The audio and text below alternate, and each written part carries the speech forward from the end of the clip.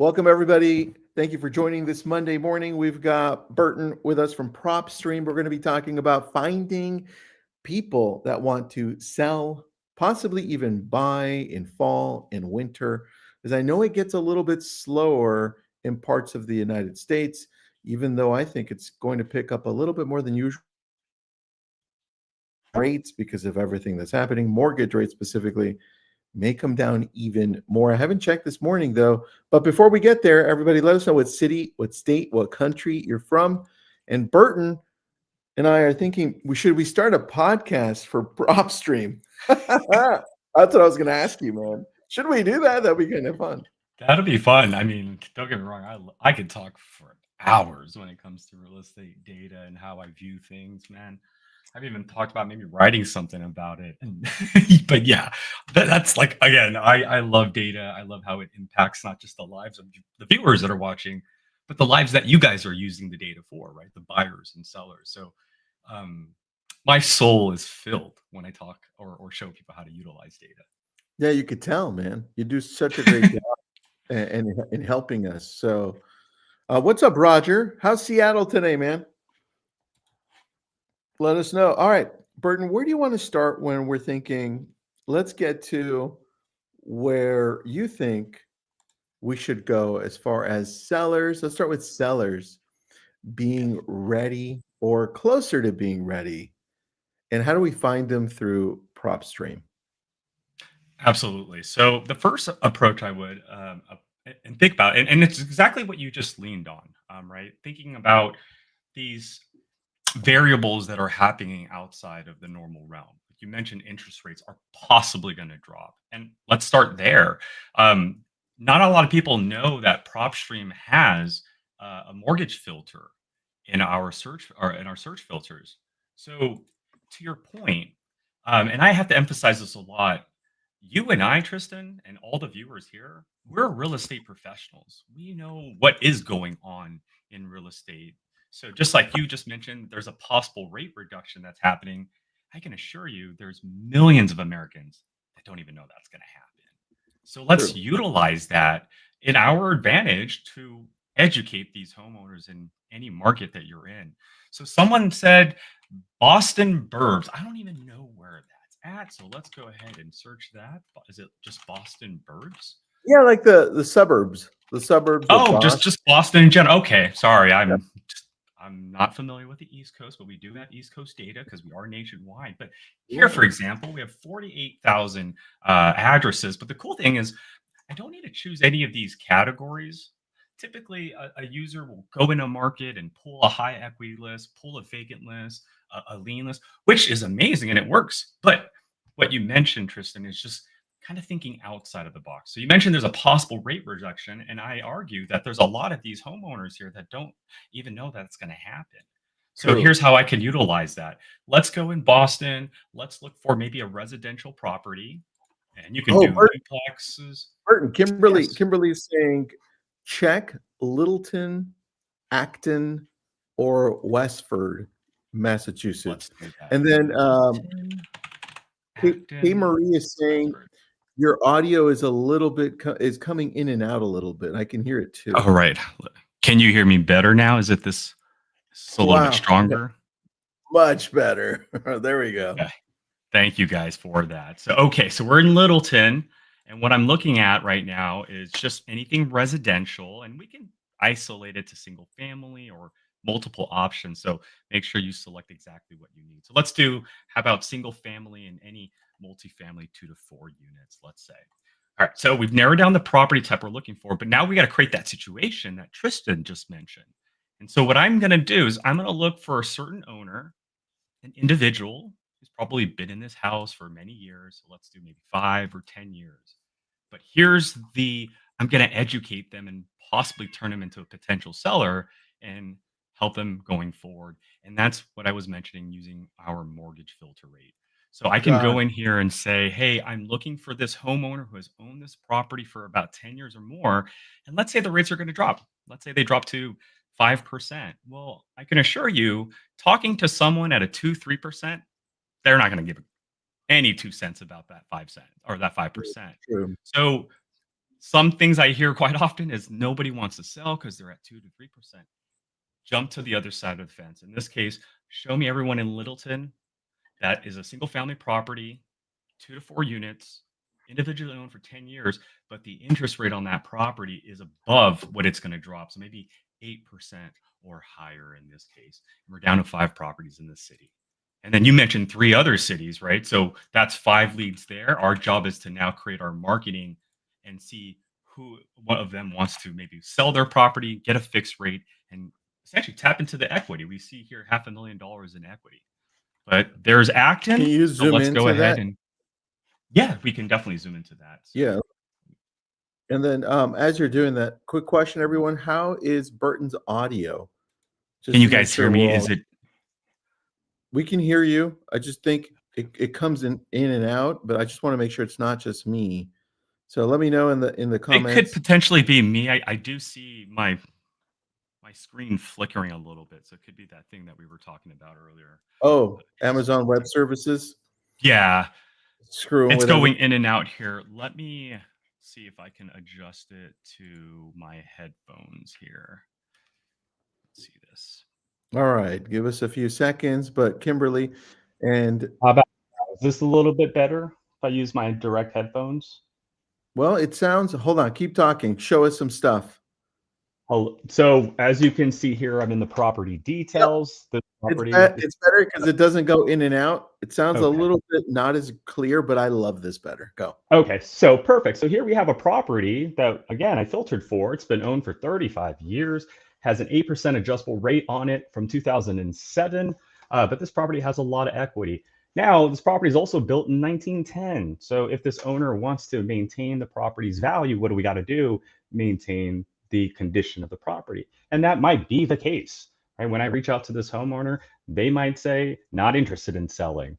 Or again, quarter four is around the corner. This person might have kids. This person might have family members. This person, might need to tap into a little of their, equity. That's the idea here, is to utilize what we know that's happening in the real world, and then look at PropStream's filtering menu and see how we can reverse engineer it. So Tristan, thank you for mentioning the high interest rates or the interest rates dropping, because you can see how we can use PropStream to identify properties with high interest rates. And then as real estate professionals, go out there and educate them to see if Okay, they want to sell or do anything else. so let's talk about the higher rate ones and targeting those specifically. What have you seen works when we're targeting these? How do we approach them? How have you seen that works? Because I don't want to spam them either. So what would Absolutely. I you think it recommend? just comes from a form of education. And so a lot of the agents that I see approach properties with high interest rates don't necessarily approach them with the intent to let them know that you should sell. It's more of just letting them know, are you aware that the rates just dropped? And letting that become the conversation piece, Mm, right? So rather than saying, hey, rates drop, you should sell your house. No, no, no. Again, I'm a real estate professional. You, the homeowner, might be working 2 jobs and you don't know what the feds are doing, right? So that's where yeah. I step in. As the local real estate professional, it's my job to identify these homeowners and go out and reach them and build that relationship, build that rapport. They may not sell today, but the fact that I'm educating them about what's happening may plant that seed for a future transaction 6-12 months from now. Okay. And I don't know if you've talked to agents about how they approach this one, but I have a question about approach. When let's say we're emailing them, and we've got the emails now from PropStream, Yes. would you purposefully say, "Hey, I know your original rate was this amount, right? Rates have dropped. Have you refinanced or have, No, I wouldn't necessarily. It's very tricky. And again, the reaction you're going to get from the consumer can vary. And so I've seen people call out the exact rate or the estimate that property might be in. Mhm. Same scenario, Tristan. I've seen them say, I know you have a loan with so and so. 50-50. Again, who's receiving that marketing may look at it and say, you're absolutely right. Let's conversate. Or, whoa, you know quite a bit, and that might turn them on, right? Or I turn know. them off, I should say. So I wouldn't necessarily come at it directly with an exact angle or provide specific details. Um, Mhm. I, I probably would be just a little bit general, just Okay. vague. Hey, are you aware? Again, and kind of go from there. And then that's the idea, is because your brokerage, your agency, or maybe you as a personal investor, if you transition into that, right? At the end of the day, we're always here to educate the homeowner, not on the benefits of the transaction, but again, the pricing around the neighborhood, and then other resources that you might have in your brokerage that could provide assistance to this homeowner. Okay. We've got rates possibly dropping. I mean, I looked today, mortgage, what did I look up this morning right now? Mortgage News Daily, which I go to daily, 6.23%. It's come down a little bit, right? So that's good. We'll see.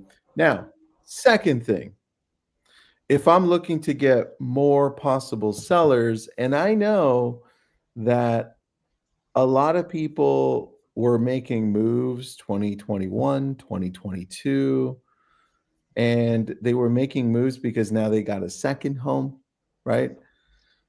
And now they're like, man, I don't know. I don't know if I'm gonna be here now anymore. Or crap, I have to go back into work now, right? Can't live where I That's wanted to true. live, right? How do we find those people? Absolutely. That's a smart strategy, Tristan. So in PropStream search filter, let's go ahead and go to another market here. Let's see, we have Seattle. Someone mentioned that earlier. So let's go Mm, there. So what's cool about that strategy, or just identifying someone who might have a second, a third, and things didn't go as planned, go straight into our filter. Again, in owner information is where you're going to want to go. I always start with, what type of person do I want to talk to? Do I want to talk to a corporation? But in mm, your case, you said someone who may have to go back to work. So I'm thinking an individual. yeah. And then what you're looking for is this filter right here, numbers of properties owned. And so we could say, hey, we're looking for that person who has maybe 2 to 3 properties, 2 to 4, 2 to 5, whatever it may be. And then we can kind of go from there. So who in Seattle, Washington has 2 to 4 properties? We have 52 addresses. But to add to another layer, you mentioned that the purchase might have happened between 2020 or after. So we Mhm. can apply that as well. So we can go to sell date and say, make sure PropStream, you only just show me those individuals with 2 to 4 properties, and one of those purchases happened from January 2020 and afterwards. So the logic here is we're going to go through all of Seattle, Washington, and look for transactions that happen on January 1st of 2020, and then Okay. attach it to an individual owner. So that purchase has to be an individual name on that title, and that individual also has 2 to 4 properties under their portfolio. So as you can see, we have 11,000 or nearly 12,000 properties that were bought in 2020 or after, and those individuals that bought those properties also have properties in their portfolio. So for this property here, we can see 4 years and 5 months, and then we can go to the link property tab here and see the 2 other properties that he has. And it looks like one is a vacant parcel. And we can, the list goes on and on with every single one of this, or That's these awesome, results. man. So 2 years and 5 months of ownership, and then link properties, they have 3 other properties, So single family residential. how would you recommend we narrow it down to, let's say, 200, if you can get there? Like, what are some other filters you can add to narrow this Oh down so yeah, that absolutely. If Seattle is anything like Southern California, then taxes are pretty high, because I could just tell by the high values that are here. So what I would probably do is maybe go down to owner information and occupancy status and use this one feature here. It was a family transfer or they're out of state, maybe a collection of both. So let's ooh, start, maybe create 2 different lists. Let's look for all the individuals that bought in this market in 2020, right? But they're an out of state individual buyer. I like that So already. we're Out of down state. to 1,000. So they bought, again, they're from a different state. They bought in this market. and a lot of things, right? Property management, property issues, taxes. So to narrow it down, we just took about 90% of our lists away. And that's one issue I would, or not an issue, but one angle I would take, Tristan. Yeah, I like And that then angle a lot. the other one would be, it could be both. You could do out of state, or maybe do two variations of this. One, who just inherited a property in Seattle. I actually would just start there first. Why? Because you just inherited taxes as well, right? You also just inherited a cash flow property. Maybe you need a tenant, and I have a list of people that want a tenant. Where'd you go to find that? Show me where you found that. Absolutely. So that's in owner information and occupancy, and just scroll a little down, and it's right there, interfamily transfer. Interfamily transfer, and you chose include. Oh, got it. Absolutely. So this is now saying, show me anybody that acquired a property after 2020, or again, maybe this year. We can reduce the date. So I've just kept it 2020 since from our previous search. But the logic here is who in Seattle is an individual and they inherited a property after January 1st of 2020. We have 16 of those results here. And how often, I love that. How often are you updating this list, all the information and data? Well, the cool thing is that our server updates any data that we get 24 hours. And so it really accounts to who is sending us the data. So every city, every municipal, every county has their own frequency. Let's assume Seattle sends it once a month, then that will be updated once a month. But that's assumption. They could be sending it once a week, twice a week. The way that I've kind of understood it is the higher the population, the faster the frequency will get, only because these counties, these tax assessor offices, these county clerk offices, they're fed by property taxes. And so more property taxes, the better technology. Essentially, for those that are familiar with technology, an API that's lets us directly connect and get data much faster. But there are markets out there that are still on paper. So what I would recommend, because I don't know your market and I don't know your market's frequency, after performing your search, at the very top of the filter, there's a save search button here. You can hit the save button, call it the individuals that inherited a property in 2020 or after, and then immediately set notifications down below. What that will do is anytime a property in that market meets that criteria. So if tomorrow, we get a new update and we find someone just inherited property in June, right, of 2025, because that's after 2020, you're going to get an email and you can just log back in and pull that address into your marketing campaign. I love that. Kimberly, yeah, the filters are the greatest thing about PropStream. I mean, if this is the first time joining, thank you. And the previous ones, every time Burton opens up a filter, I'm like, I didn't know that was there. Like I had no idea the transfer between family members was there. I was like, dude, that's another thing I didn't know. All right, Burton, we've got mortgage rates, right? Yes. We've got people that are either moved to an area or somehow got property transferred over to them. I'm thinking, let's go for, because there's a small, but it's going up a little bit. Notice of defaults. They're going up a little bit according to data from ATOM, right? ATTOM. So I want to see, how do we target these if we want to go that route? Okay, perfect. And I got a little extra secret sauce for you guys here. This is a really cool topic. We get a lot of questions about, I'm going to use Los Angeles only because I know for sure this document exists in Los Angeles and it might exist in your market. So pay attention, okay? But to look for properties that are in default, essentially pre-foreclosures, we actually have that category.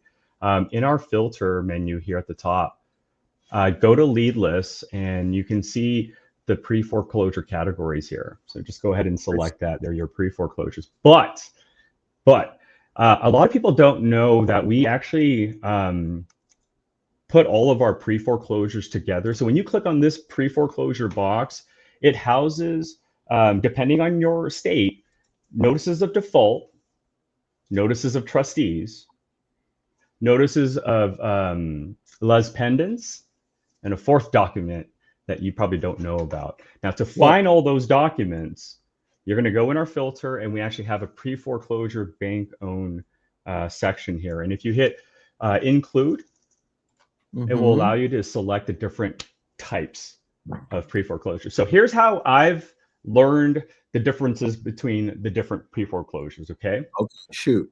Depending on your state, California is a judicial state, or a non-judicial state, meaning when someone doesn't pay their mortgage, for example, right?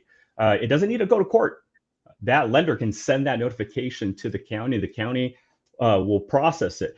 Now, it takes a while for the county to sometimes put an auction date on that document, because there's so many that are happening sometimes. So when it doesn't have an auction date on it, it's called a notice of default document.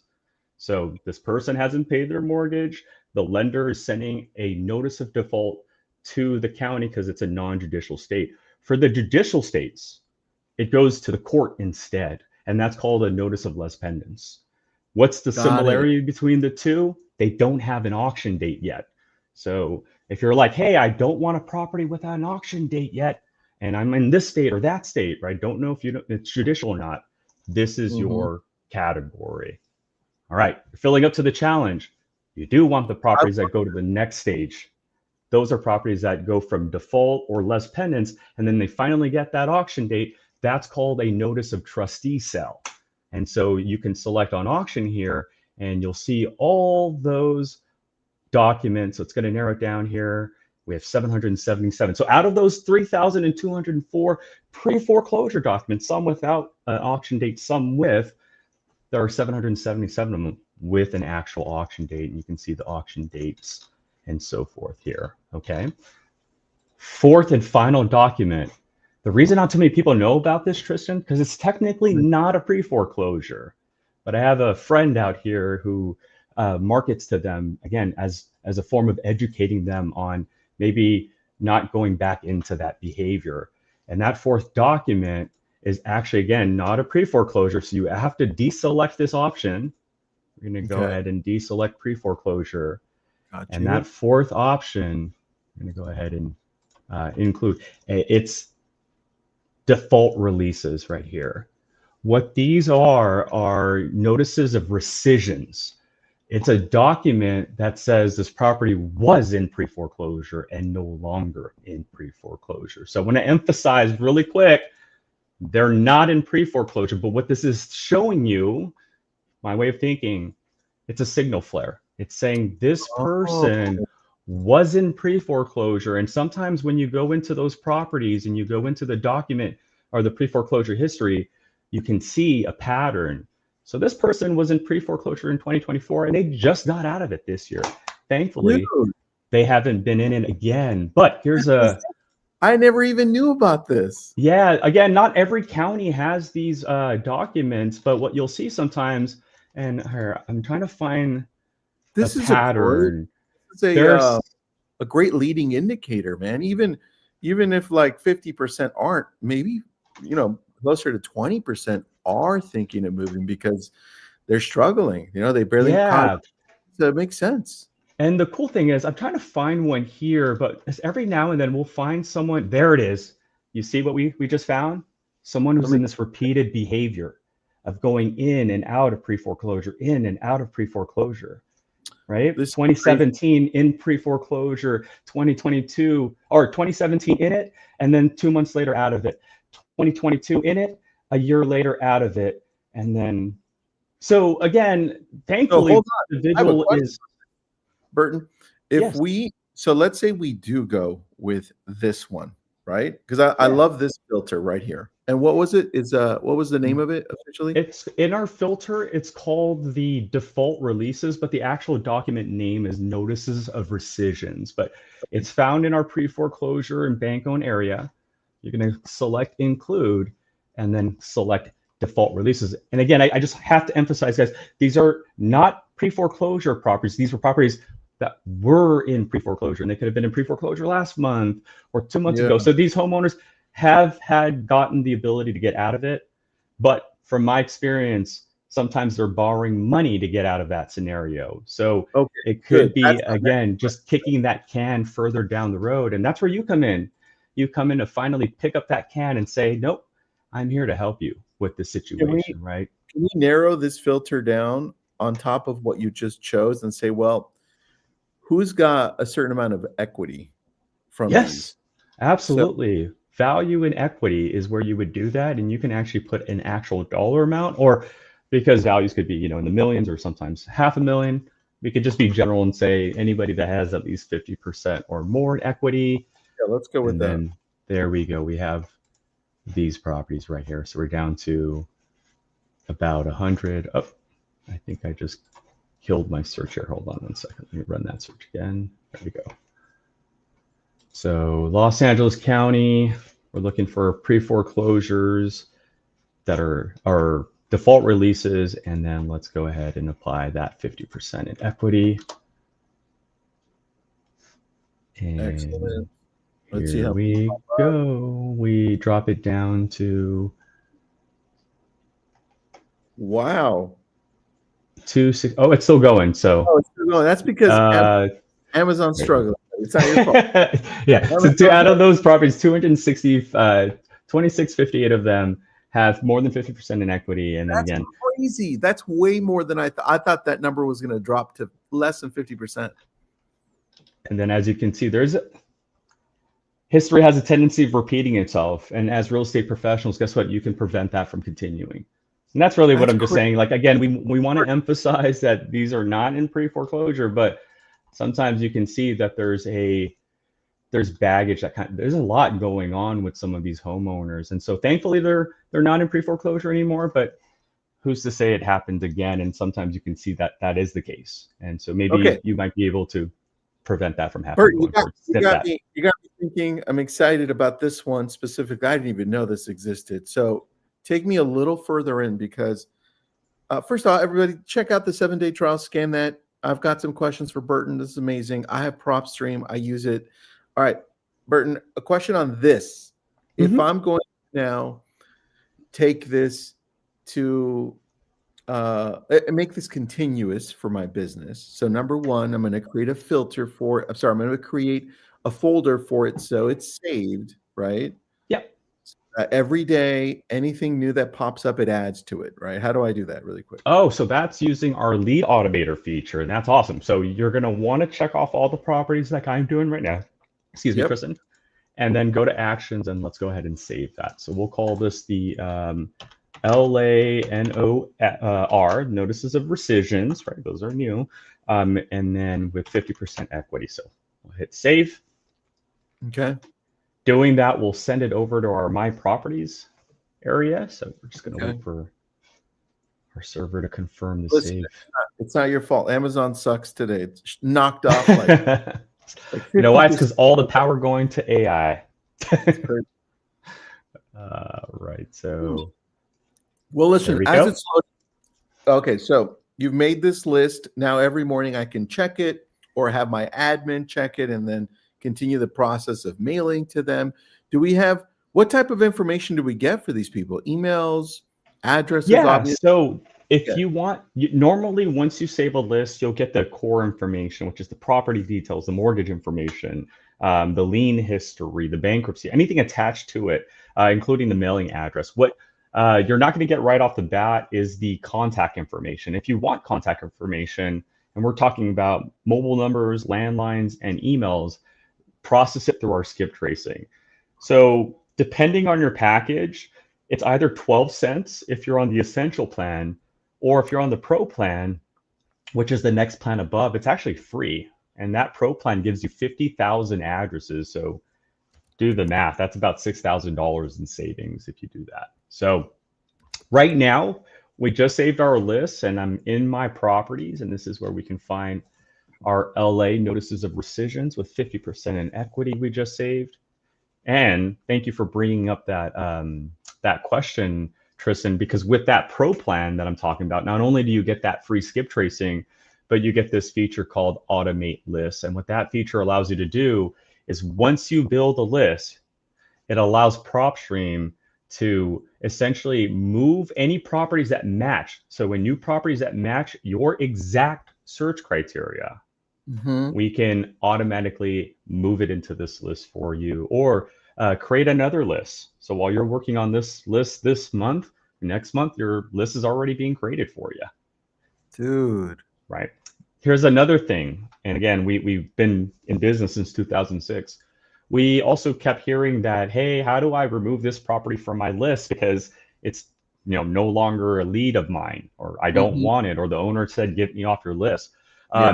So many different reasons. Or the most important part, and this is why we created, is what happens if it changes categories? Like what happens if it's no longer what I asked for?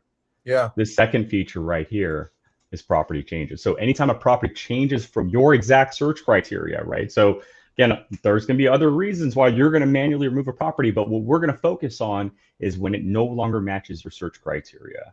So if this property for some reason doesn't have 50% equity, it'll automatically be removed. Correct. Or if it goes into a pre-foreclosure again, for example. Actual pre-foreclosure, then it goes correct. Cool. Absolutely. Ooh. So we can now let PropStream know if that's the case, go ahead and remove it from my list. Why? Because that's a wasted phone call. Well, not a wasted phone call, but maybe one less call you don't need to make that day if your focus is on notices of rescission, or one less postcard that says, hey, I'm here to help you with whatever that is, because that might not be the case anymore, right? So just be aware that not only are there new properties coming into PropStream, but the properties that you're working on can also change. And with Lead Automator, we can help guide you in kind of organizing your list. Burton, these specifically, these notice of rescission, I think they're a little bit easier to call. Like I would imagine as a caller, right? Me, if I'm coming up with the right script, there's so much, it's a lot, I feel it's a lot better because notice of defaults have always been challenging to reach out to, even though we reach out to them. Expireds are always fun. and for sale by owners are fun too.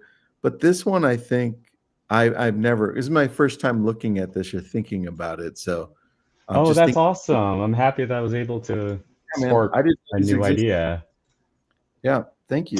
You know what? I didn't either. I remember at one point just going through our database, I was like, what's a default release? And a few Google searches, and I'm like, I never knew that. And then when you look at the history, sometimes you see these homeowners constantly go in and out and in and out. And I don't know, man. I hate to be in that situation. Yeah. I hate to have that kind of anxiety as a homeowner that, hey, lender's constantly on my back. Maybe they just don't know how to get out of that situation. And that's where you come in. You come in as that real estate professional, that superhero. Hey, let's tap into your equity. Hey, the loans have, rates have dropped. You can get a better rate and not have to deal with this, right? So I don't know. Thank you for seeing the light in that, Tristan. And I'm happy I was able to guide you and your viewers on this fourth pre-foreclosure document, if you will. All right, everyone, let us know if you have any questions. Kimberly, thanks for being part of this. Roger, K. Marie, Denise, everybody else, if you've got questions, you can go ahead and scan that. You can always reach out to me and I can direct you over to Burton or somebody at PropStream. In the meantime, give it a trial. Just do yourself a favor. If you're going to do it for 7 days, make sure that you have a really clear indication as to what you're going to use this for. Like, are you going to target certain people that are struggling, rates, move-in areas? There's so much you can do here. It's nuts. So you might have to go through a tutorial as you're going through there, but you're gonna love it. What did Neville say? What's up, Neville? Terrific presentation, great filters. Thanks, Burton and Tristan. Thanks, buddy. Appreciate you. Kimberly, nice to get one in the right schedule. I appreciate the intel. Excellent advice. Kimberly, thanks for jumping in. Burton, great job, buddy. Appreciate you. Thanks, everybody. Thank you, Tristan. Thanks for doing